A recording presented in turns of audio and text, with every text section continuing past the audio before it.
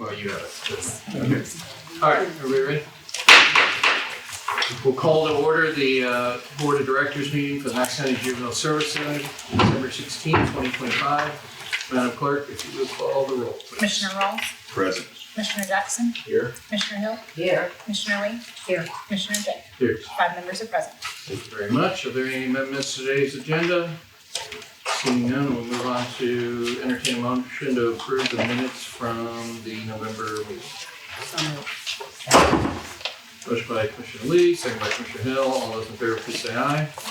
Any opposed, say no. The ayes have it. I did not get any notification anybody signed up for public forum. Is there anybody here from public forum that wishes to speak? Seeing none, we will move right on to welcome Mr. Dwight Vanderbeek from the Knox County Mayor's Office to, actually before we do that, we'll have Ms. Megan Lively come and just give us an update on the sort of facility report as where we are today from an administration standpoint, and then Dwight will move to yours as well. So if you could just state your name and county resident for the record. Megan Lively, Knox County. Right now we have 4 positions that are the held positions for the buyouts. We have 3 new hires that began yesterday to fill all of our current available positions. We did have 2 retirees this month, but because of their buyout packages, we can't fill until April of 2026 and March of 2026. We were approved for 2 corporal positions to start in January, slated for January 12th. We also were approved for 1 LPN position. It can be filled immediately as well. We're just waiting for some applicants there. And that's to help with the nursing side. Correct, yes. Then we have, currently on leave status, we have 1 that is on continuous FMLA. We have 1 staff member that's on a leave of absence until January 20th. We'll get an update on that one. And then we have 4 that are on intermittent FMLA. We are finalizing the facility policies. Captain Dower and Lieutenant Bishop have been working tirelessly on that. So along with the HR team. So they're getting that squared away. Do you have a target date or a goal date on that, like end of January, end of February? We're hoping Friday. Oh, okay. We're doing December. our big End of review. year. Okay. Yeah, our big review Friday with some finalizations, formatting and stuff is really what we're focusing on. So it should be just about wrapped up.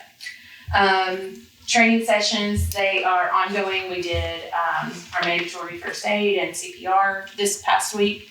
Got that knocked out, and we are going through with the rest of our training that they've set up their schedules for. We are still working through, we just received a quote from the security cameras and locking systems. We are digging through that quote. We haven't really dove into it. We just received it this morning or late afternoon, yesterday.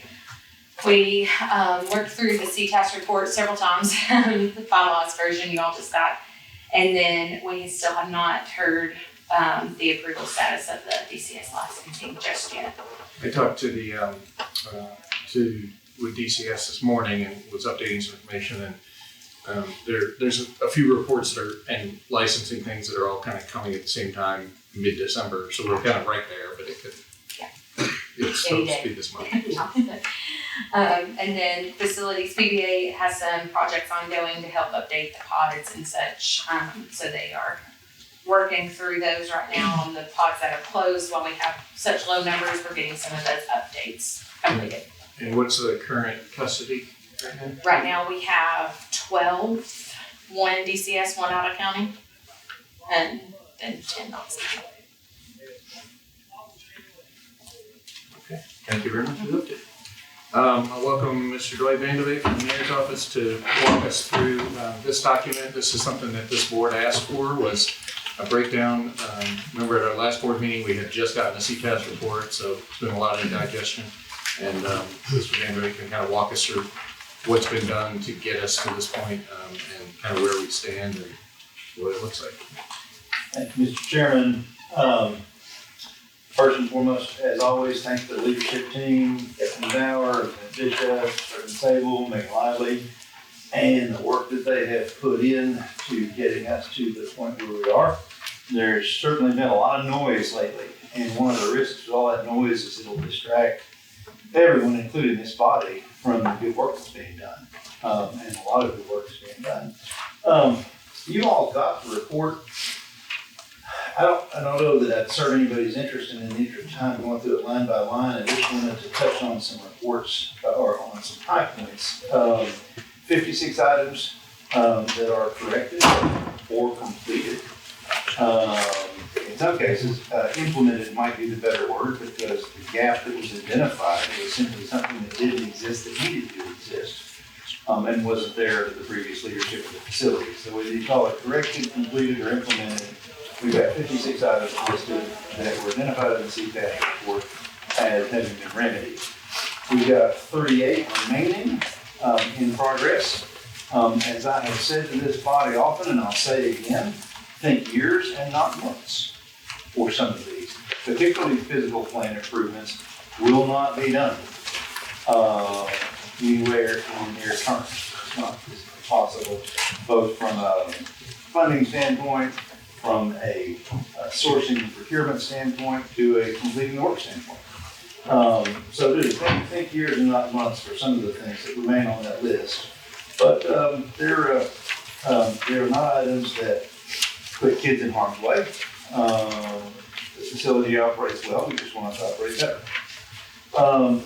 Three things I'd ask you to focus on as you go through the report where the staff has made particular progress, and I think they're important. Policies and procedures, which frankly that is pretty much policy and procedures development. It's not revision of existing, it's ground up work. And that is tough work. And they are making big strides, and you'll see that throughout the report. Training is another. Training had ceased to exist by the time that we took custody of the facility. Big progress is being made there. And then I've coupled, because I think it just makes sense, and it makes sense in the context of the CTAS report, detainee health and nutrition. And so we have made big progress in improving the standards of medical care that are being provided. We do have, as Ms. Longley said, authorization to hire an additional medical person. We've been to market once, LPN, and we had exactly 0 applicants. I conferred with the staff at the health department. They have the exact same experience when they go to market for LPNs. For whatever reason, LPNs and medical assistants are very difficult to staff.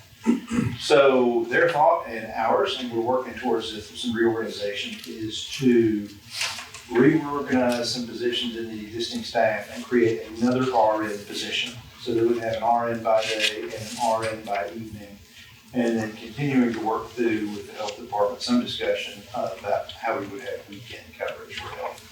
But we are second time to market the LPN position, and to my knowledge, unless Ms. Cameron knows different, I don't think we've had any applications. We got 0 the first time. So that is going to remain a challenge, but I think we've got a solution. And having 2 RNs is, I think, a good direction for us.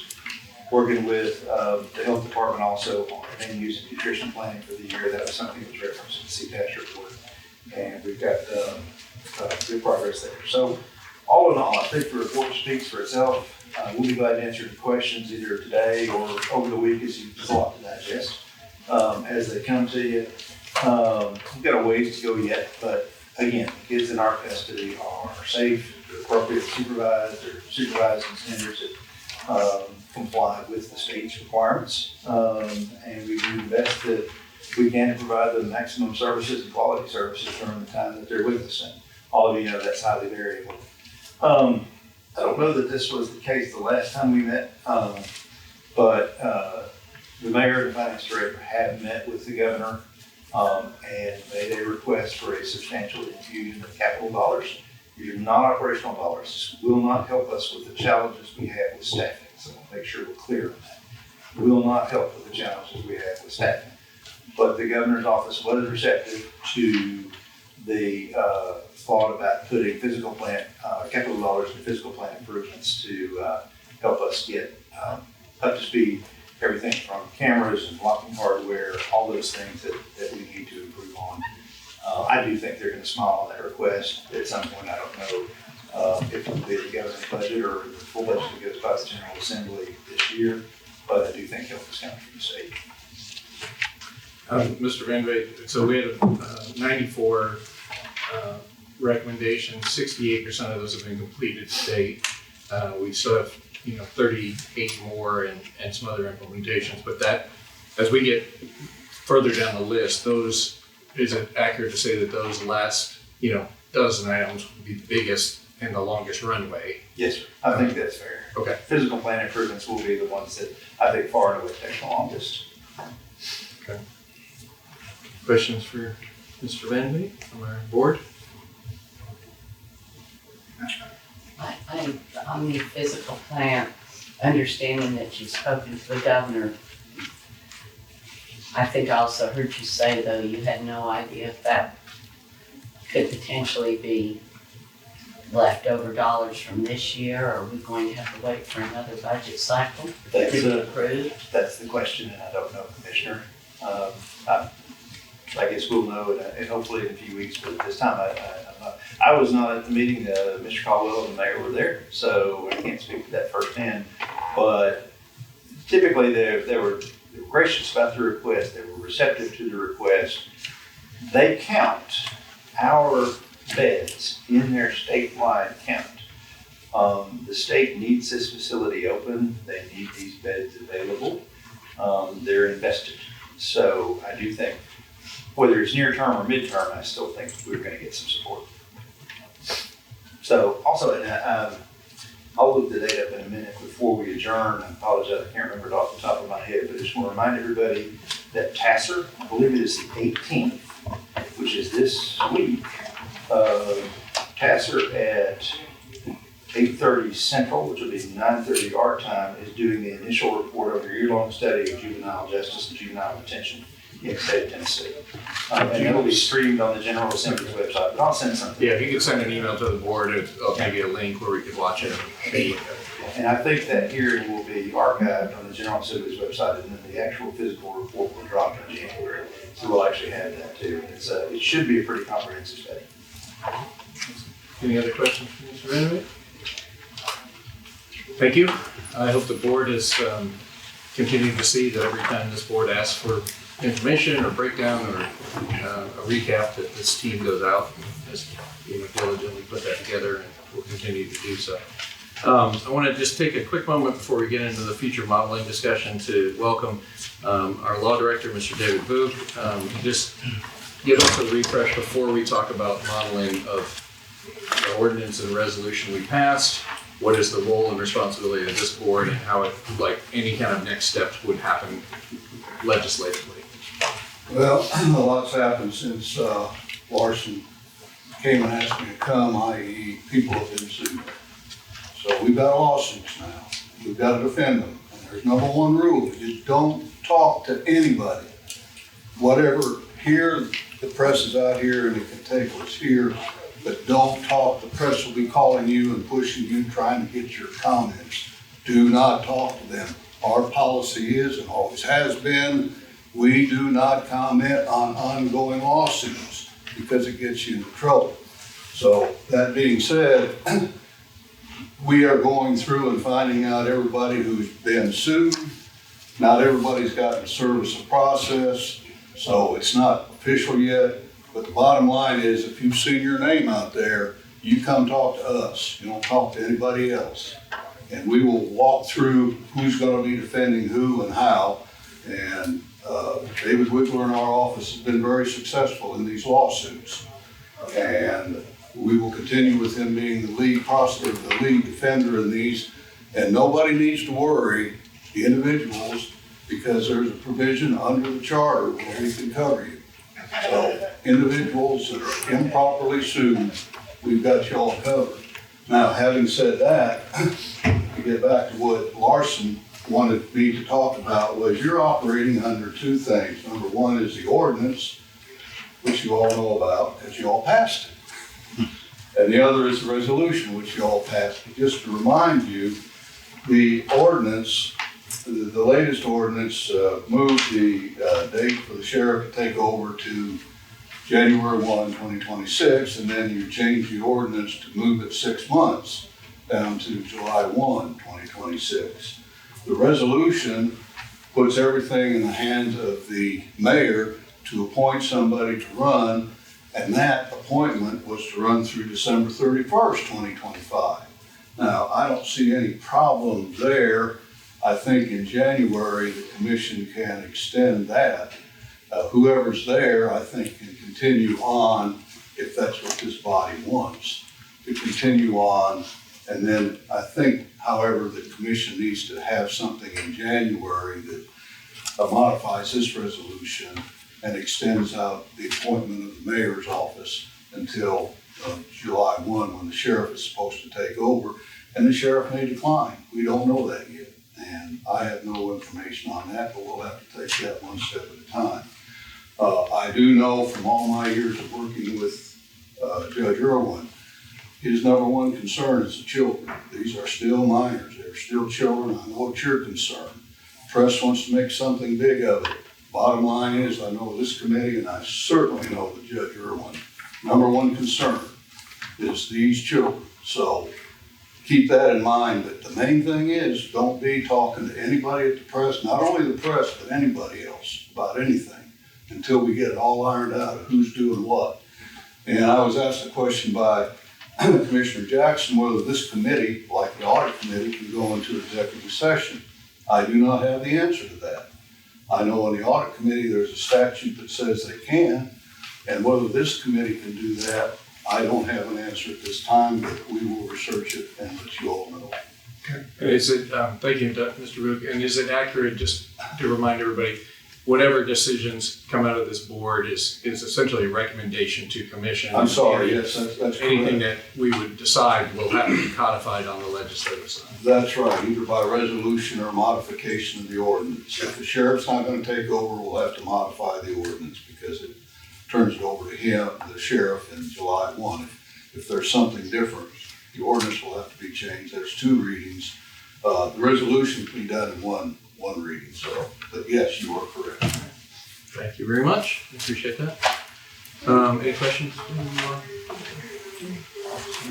Okay. Next item on our agenda is kind of the bigger topic of the day, is to talk about the future modeling. We have talked pretty much every month since we started about determining what was the right model going forward. So you all have a map in your handout, and that map has color-coded breakdowns of different models across the state. This is updated as of 10 o'clock this morning when I got off the phone with the state to verify. But the key to us is what does the future of this facility look like long-term, long after we're gone, and within the timeline that we've set forth. Just a quick reminder, although the ballot's unofficial, the election hasn't happened, and nothing is set in stone, all 4 sheriff's candidates that might be the future sheriff, as it currently sits, again, anybody could jump on the ballot at any time, have all kind of been very reluctant to think about whether they would want to run this. There's nothing statutorily obligating a sheriff to run this facility. Sheriff Spengler had agreed to it, but his time is coming. So we're in a weird timing situation. And so I think now is a good, as we know, there's nobody that's going like, yes, if I'm the sheriff, I'm ready to take it on, with all sheriff candidates sort of, we should think about what is the best model and does it make sense to continue to head that direction as the ordinance is laid out, or should we find a different model? So I just want to quickly run through this, and then I'm going to stop and open up the thing, open up the discussion. We basically have several different options that are on the table. I want to start on the last page because these are 2 things that exist, but they are not options for us to choose. You have temporary holding resources. There are 4 different facilities, Cumberland County, Hamlin, Loudoun, and Sumner, that are essentially temporary 72-hour hold placements. They serve primarily both for pre and post adjudication, but youth, runaways, placement disruptions, custody issues. Those are facilities, that is not a model we're exploring, but I wanted to make sure you understood that those do exist. We also have RCCAs, residential child care agencies. There are 3 of those in the state, and the state had contracted with a third-party group to operate those. Those are basically group homes that are secure, but that hold more than 13 juveniles in capacity and at any given time. And that has more, it's sort of a halfway house, a group home, therapeutic, behavioral health, mental health services, but those are sort of the contracted things. That is not a model we're looking at, but they do exist. They actually have a fairly large amount of capacity with those 3 models, but that was something we recently learned about with the state. Okay, going back to the second page here, and the colors correspond to the map. You have first, in the state, you have 5 different models that are based under, operated by law enforcement. The sheriff in most cases, it's Putnam County, Ray, Blunt, Sevier, Shelby. Shelby just literally within a few days moved from the sheriff to under a Department of Corrections. I don't know exactly how that structure works, but they have the largest facility in the state. And so there is a precedent for the sheriff to be operating this facility. Secondarily, you have 5 different facilities, Bradley, Hamilton, Madison, Williamson, and Rutherford County, that operate under the judge, the juvenile court judge. That would be the colleague and counterpart to Judge Irwin. Some of those are under DCS contract and some of them aren't. I can't explain to you why DCS has certain contract and licensing with some and not the other, and I'm not sure I want to get into that right now. I try to understand it today, but regardless, the juvenile court judge runs and operates, and their team operates those facilities. There's 5 of those. There are 3 currently that are local government operated facilities. We are one of those. In our case, it is under the executive branch of this board. Bedford County also has one in Scott County. Again, those capacities are very, very small. And then there are 3 that are private contractors completely. Davidson County, UHS McDowell, that's up in Dyersburg, and then Upper East Tennessee Regional, that is in Johnson City. And so those are 3 completely outsourced contractors. And then the last model, which is there is literally only one. There is one that is actually owned and operated by the Tennessee Department of Children's Services. That's the Wilder Youth Development Center in Somerville. There are 5 different models to choose from. Our ordinance has us under the law enforcement model. And so I open it up to the board to begin discussion of what are the pros and the cons, what are we considering? Everything from if we're considering even exploring a private contractor model, that would require RFPs and exploration. If we aren't, then that's, this is the time to kind of hear from you all to say, where do we want to head, and knowing we have a less than 6-month timeline to make that decision. I have a question. Yeah, for sure. And that would be about, I guess, the candidates for sheriff. Are they gonna be on these discussions at some point? Because, are we gonna wait till July and we still don't know who the sheriff is, and then when they take the new administration, we could possibly have a sheriff that says, I don't wanna do it? Yeah, I think that's the quagmire we're in. I think that's the difficult timing of the election along with our decision. I think it would be difficult for us to just kind of hold under a temporary model until hoping they figure it out, because they're gonna not be sworn in until September 1st. So we have to, that's a whole nother 6-8 months. I'd like to see our board, Judge Irwin, and this body make a recommendation to the commission and chart a path that we think is best for the children and for the facility as a whole and for the team. And then if it's with a sheriff and we decide that, then we'll do our best to work with that person until we have to adjust. And if it's not with that person, then we can maybe take that whole model off the table. So I guess the question is, do we think the model that we have right now is the one that will serve this organization and the children the best, which is heading towards the sheriff? given all the timing that we have. I would like to point out, if I might, one thing about the chart. If you match the services, the type of leadership the services have, some of the counties and some of the service centers are quite small. Yes, most of them. The one that's run by DCS Wilder is huge, obviously. Mountain View is huge. They're long-term facilities. They really shouldn't even be in this category. They're not local placement places for kids that just got arrested. They're places where kids go after they've been sentenced. The other thing is, some counties have 12 beds, 20 beds. I'm not aware of anybody that has the excess number of beds that we have here. I'm not aware of anybody across the state that has, and we are constantly, and Captain can chime in on this. My understanding, we receive phone calls every day from places that would like to send us kids now. They would like to fill our beds.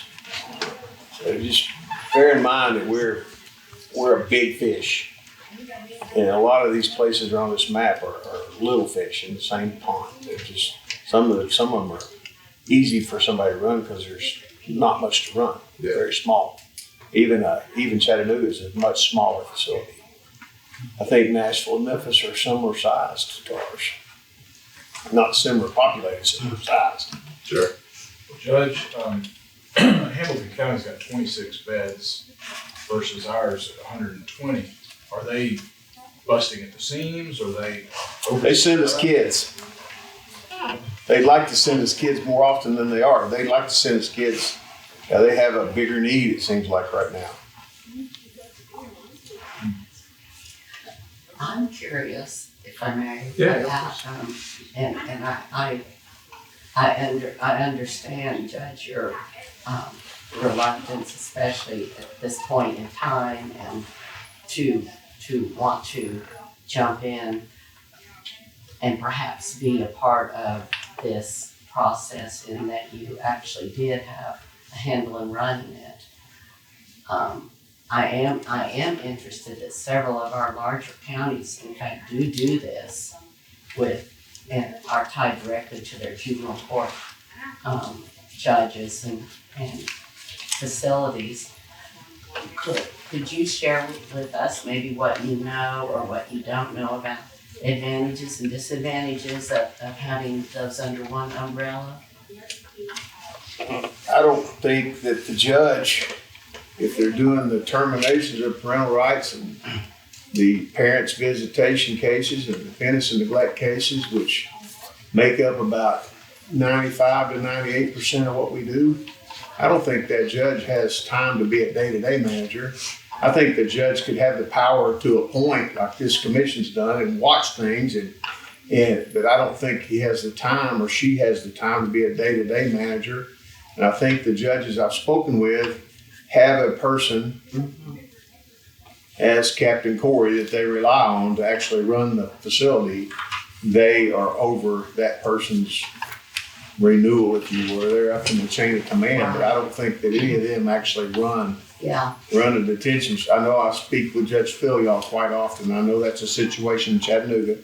And I know that I've talked in Rutherford. I know she doesn't run a facility hands-on.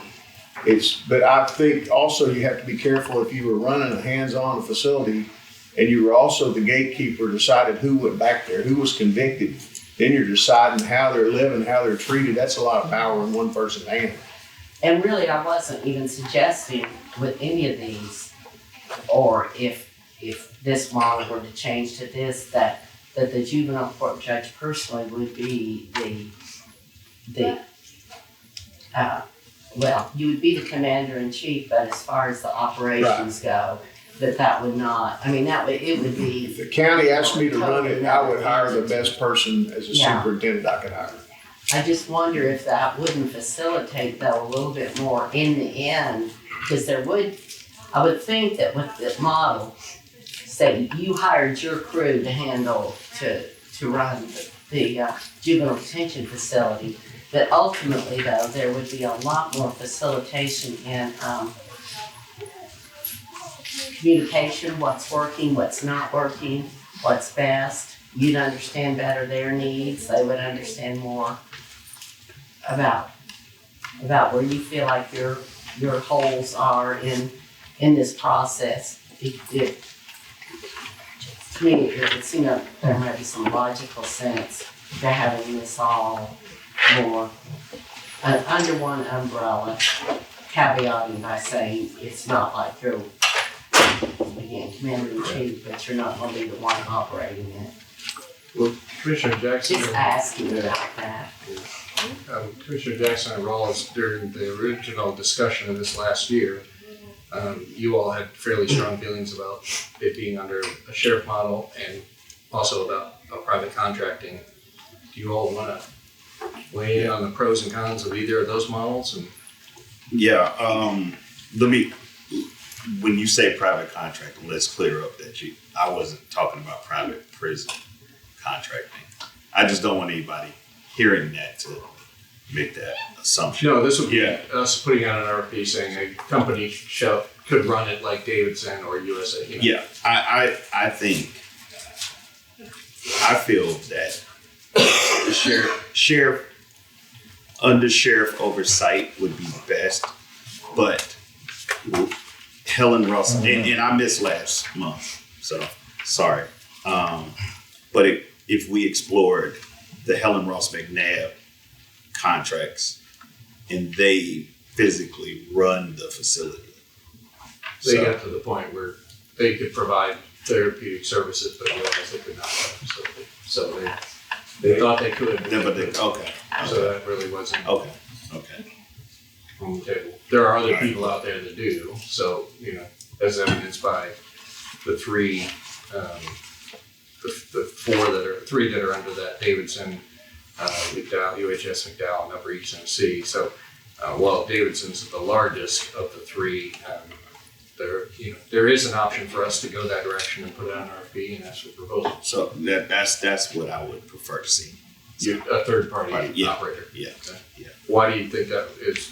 What are the pros and cons in your opinion? I think we're in I think as a society, these kids they all have mental issues, and that's what something breaks there, which causes them to then end up here and in the facility. If 99% of the people in the facility need that type of help, then that's what we need to do. Is that type of help. That's my opinion.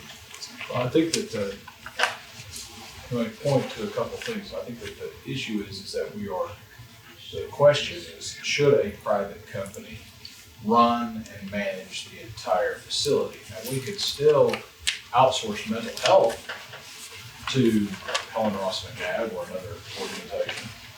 I mean, there's nothing, but I'm opposed to a private contractor on the fact that I think the cons outweigh the pros, that you could potentially have the pay to play where the kids are staying there longer than they should because they know that they're going to get more money, and there becomes the profit factor. I think that's that goes down a slippery slope. I think on the sheriff, the biggest issue that I had was the fact that what we're talking about today is that there's the fact that the next sheriff can just say the heck with it. I think that we wouldn't be sitting here had the last administration had effective management and an effective board. I think that the strongest thing for us to do is to fix the board. And like the judge said, I 100% agree with the judge, put the best darn administrator in. So that way the board can come and, not worry about things for months and months. What are the, does anybody, I'm sort of going to translate all the pros and cons into a list that will help us in our next discussion, but are there any pros to the law enforcement model? I think there is. Professionalism. I think that the chief law enforcement officer of the county should run the same for the juveniles as well. I just think them being familiar with court procedures and all that would be supportive. And then us being able to have the mental health needs addressed too. But I think it should be under the sheriff. That's where I would lean if the sheriff would do it. Well, I helped a whole lot. Kind of back to where we were. So, But let's just walk through, I mean, for the sake of the exercise, let's walk through the pros and the cons of what is essentially the government model, which is where we are now. It sits under the executive branch and has we're essentially an advisory board, not an operational board. What are the pros and cons of the way it is now? I think one of the cons is this is how we got into this mess, is we had an independent board that didn't have a lot of connection to the legislative or executive branch and operated in a silo. Yeah. And that lack of accountability is what caused really a breakdown between. But you could also argue that the board, there's only like 3 voting members and nobody else showed up. But that's because you can, as the leader, you can manipulate your board in a way that it is that, right? So you can change, if the leader of the facility gets to choose his board, then he can manipulate it in a way that it is his people, it's how he needs it to be. So I think maybe you're on something there. But We won't. are we manipulated as county commission to put people on ethics committees and different things? Or the public building authority board? I mean, no, I mean, those are. Yeah, I mean, They're very similar. one of the cons is there's always going to be politics involved with, no matter, governing anything, if it's in the legislative world, it's connected to it. What are the pros of the model that we're in?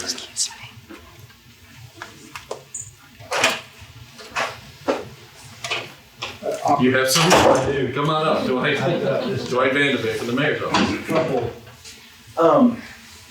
So it's not for me to speak for this body, but I'll go on and limb a little bit and do so.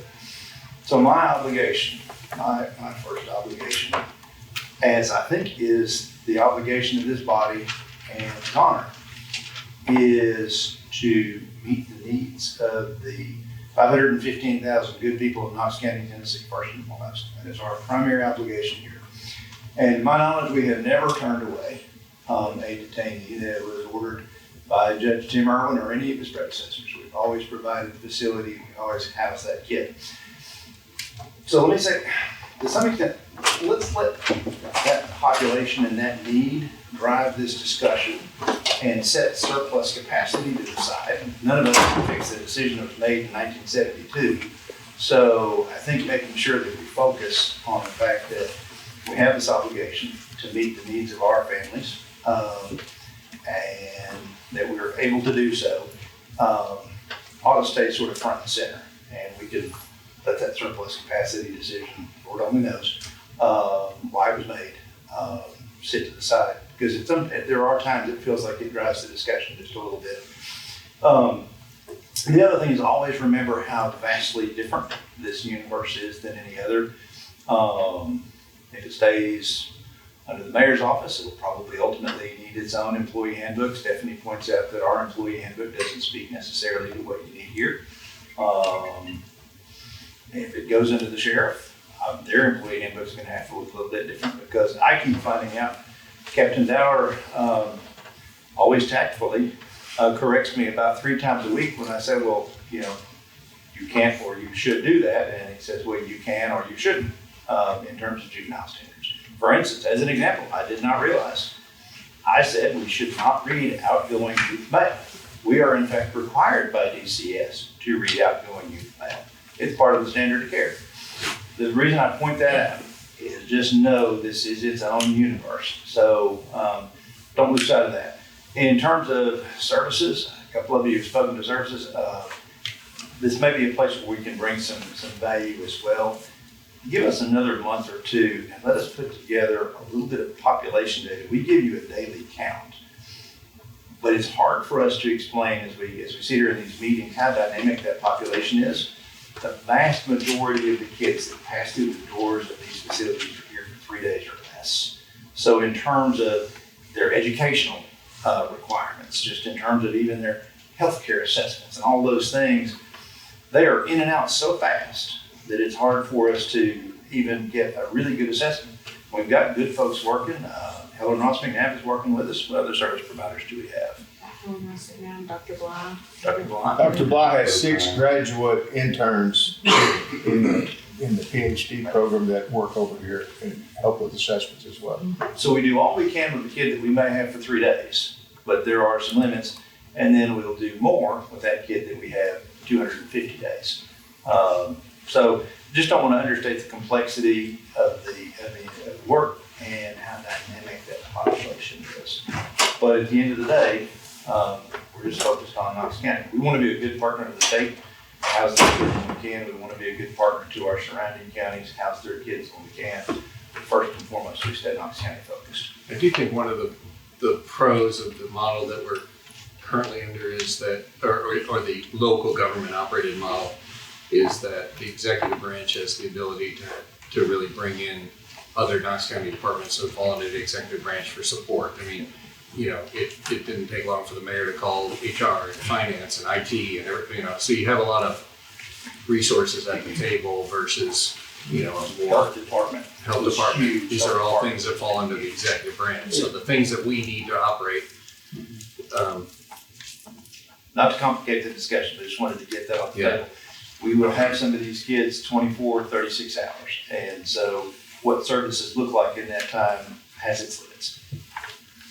Also, there's the fact that we say sometimes, you're ready to go, you're committed, you're released to the Department of Children's Services, and they don't go anywhere, they stay.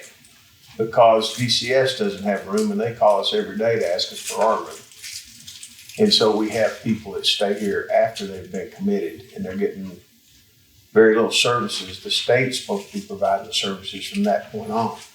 But your model with your board might be healthy depending on how the board's selected, who's on it. The board was in here before. I didn't get a vote. I was advisory. The city representative was advisory, and I'm not sure how the 3 other members were selected. I don't think anybody knows that answer, but a healthy board might be. Law enforcement, the advantages are professionalism at the intake and the training, the extra training and the post-certification. And there's some advantages to a law enforcement person being over a jail. Security is a big advantage. The private contractor, once you sign that contract, if they're not performing, it kind of becomes out of your control, and you have to wait till that contract expires to do much about it. And I haven't talked to anyone across the state that's been happy with a private contractor. Maybe they're out there, maybe I just hadn't met them, but I think that's where our choices are. But I wish I could tell you which way to go. If it was turned over to me, I would turn it over to a superintendent that I had great confidence in, evaluate and have quarterly meetings and evaluate his or her performance and look and see how they were doing, and expect to have to report back to the county commission and the mayor just like we're doing now. It wouldn't change my life a lot. And if it got down to it, in order to keep from losing it, I would do it. I'll say that. I will do it if I need to, but I would prefer to have some help. well, I'll hearing pretty much an interest in every model, with not a real consensus. I'll just add mine to it. I don't love the idea of the private contractor model for a number of reasons. I think it's something we should manage through, and just outsourcing it to another group and kind of walking away, to me, adds a huge. I don't like the pay or play potential, and also just the distance that continues to create in a time where we're trying to make it more solidified. I think that the local government operated model could be okay, but the board would have to be very diversified and very specific as to who we bring on, and have to have, equal powers that are engaged that are not elected officials, most of us, and it would have to have some oversight from commission as well on a more regular basis. But that always has a tendency to get a little sideways, because every board's different, and sometimes people don't show up, and some people don't work, and it's always going to be a little more political than I want. I would like to personally start taking the sheriff option off the table. As much as I think that it's helpful to have law enforcement professionals with experience, I think we can get that with our staff and our team that have law enforcement experience and maybe some guidance from the sheriff. But I just think we're in a point where if we have 4 candidates that can't tell us that anybody really wants it, we're going to spin our wheels for 6 or 9 months, and then we may be back at 0, and we're going to waste a lot of time. And I think given where we are, if for some reason we need to change to that later and we have a sheriff that's like, let's go in a year or 2, but every new sheriff I've seen has got to take a year to just get their own house in order before figuring out another one. So I just would personally like for us to move away from that model and pick something else. If I had to pick one today, I would probably pick the judicial model under juvenile court, where we change the ordinance to say, that this was being managed by the team of the judicial court and the budget and the team, and you could hire somebody that ran it. And then perhaps maybe a member of commission sat on a board that you wanted to curate to keep some connection. Maybe even a member of the mayor's office would, because that's where the budget's going to come from. So you could still have some oversight and engagement, but I think to me it's the closest thing to the mission, and it's the closest thing to the support for the children. But that's just my 2 cents. I don't think we're going to solve it today, by the way, in this meeting, right? But I want to, at I least don't have any problem with that model. I think that if I were the mayor, I would want to control it. I would want to have executive oversight over it. I think that's. Sounds to me like he was just making a constitutional argument. A member from the executive, legislative, and judicial branch in the board controlling it. Yeah, that could be a good way to do it. That's what our founding fathers did many moons ago. Not. Divided it up. I just sort of fell into it. Other thoughts about all these models? I'm not going to drag out a long discussion. Today is the idea of putting on the table and starting to chew on, do we like something or do we like, does anybody feel, I guess you were, Commissioner Wells, you were talking about that you were interested in the outsource model. Is that something you really want to pursue, or in light of all the discussion, maybe when I'm saying off the plate? Outsource model was just that dual model. I still think it should sit under, if it sat underneath the sheriff, I'm fine with that. I would be 100% fine with that. The private contractor model would be literally. Oh, put an no, RFP not like, no, and not, have somebody run everything. no. Okay. And if I, Does anybody love that model? no, Okay. Can we agree to eliminate that one? yeah.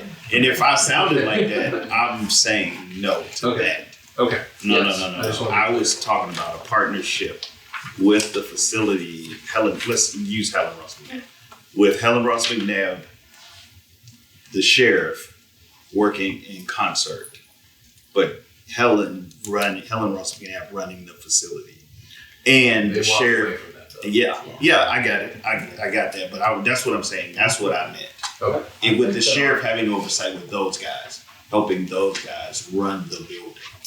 I think our primary responsibility over the next few months needs to be on, just oversight of current management, continuing to work towards improvements, and getting to where we are May, June, August, when we have a better idea of who the mayor and the sheriff will be, and then there will be a lot more deeper discussions at that point. I don't think that we're going to be making any major decisions before then, and allow the new mayor and the new sheriff to work together with Judge Irwin on.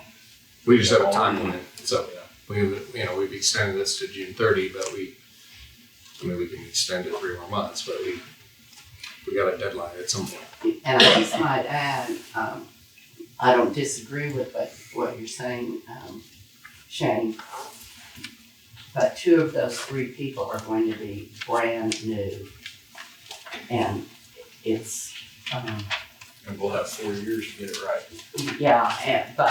but probably this detention facility isn't gonna be at the top of any of theirs list of, not because they don't want it to be, but just because it is, anytime you go into a new office, any new job, you're kind of finding your way the first year, just odd. It would, And I that just hate to argument, lose time.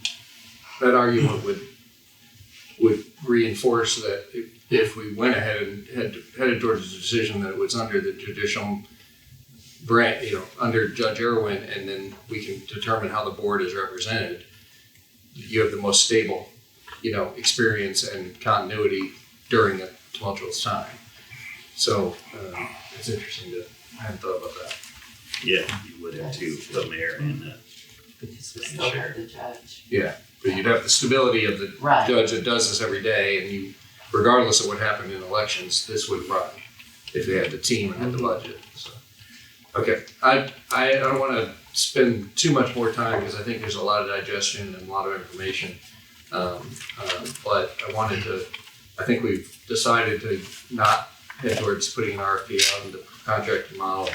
I think we're heading towards either the local government model or the judicial model, given that the sheriff's, the timing of all that is so questionable.